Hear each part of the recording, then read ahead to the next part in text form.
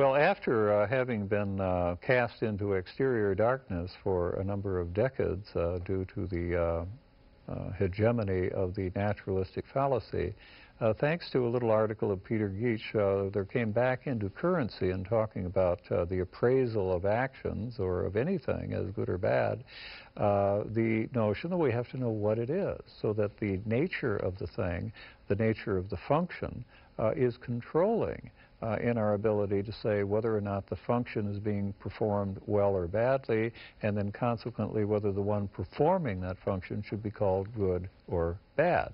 It was a breath of fresh air. And it tended to look, as I described it when I mentioned it a moment ago, it looked like the reinstatement of the Aristotelian analysis. I also mentioned that Bernard Williams took it up in a little book of his and welcomed it and thought it was a great thing, but Bernard Williams said the problem with it is that, well, you can talk about the function of a person as a father or as a husband or as a cameraman or as a golfer or a bank teller, all these particular functions.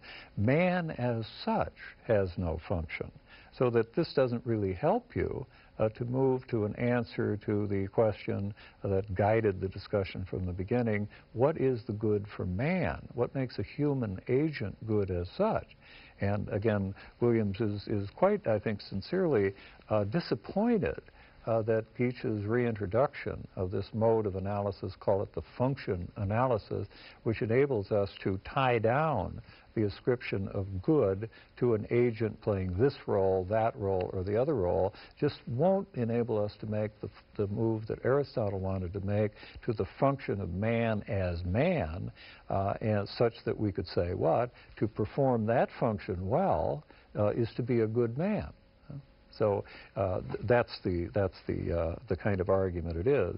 If the function of golfing is such and such, then to perform that function well is the basis of our saying that so-and-so is a good golfer. If a human being as such, the human agent as such, has a function, then, by parity of reasoning, to perform that function well is the basis for saying this is a good human being. And Bernard Williams says that's the way it's supposed to go, but alas, it's not going to work because there isn't any such thing as a function for the human agent as such. What Aristotle called his ergon, or his work, the specifically human work. Well, isn't there? Clearly, Bernard Williams is committed to the view that if there is such a function, then the well performance of that function is the basis for saying of a human agent that he's a good one, that he's a good person, a good man, a good human being.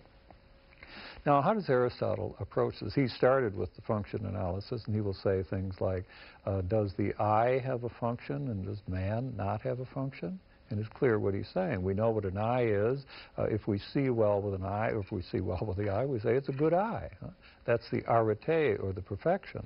The virtue of the eye is to see well, and that leads us to call it a good one. So Aristotle lays that out, and then he wants to move to what is the function of man. And unlike Bernard Williams, he anticipated him by about 2,500 years, he's not put off by the transition, and he's able to put forward an answer to the question, what is man's function? And he arrives at it not unlike the way in which St. Thomas Aquinas made the distinction that we were talking about yesterday between human acts and the acts of a man. Remember that what Thomas said is this, that there are certain operations or activities which are truly ascribable to a human being, but they're not ascribable to him as a human being. That is, they can be found in things other than a human being. So that if you were, let's say, on the third floor and someone passed by your window, let's say from the top to the bottom, plummeting to the street, you would say that so-and-so is falling. This is an activity which, as it happens, you could drop a cow off the roof and it would fall like that. You could drop a bag of cement, a rock, it would fall in the same way. Falling is not among the things that we would think characterizes a human being, and we wouldn't tend to congratulate someone because he fell well, let's say, in most ordinary circumstances. He might be a stunt man in the movies, and we would be congratulating him on his skill in that case. But a fall in the sense of an accidental tumble, we're not going to tell somebody, I like the way you do that. That was pretty neat.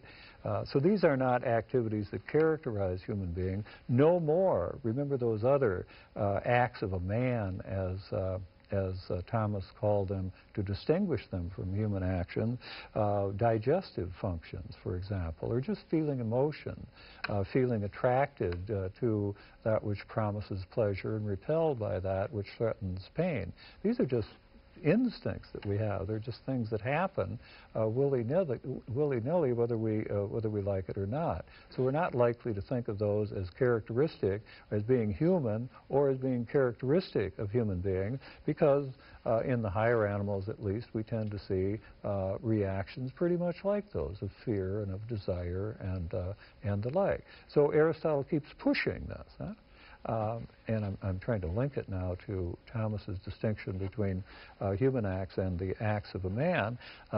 Aristotle keeps pushing this and asks, what is the activity that sets a man off from all other agents?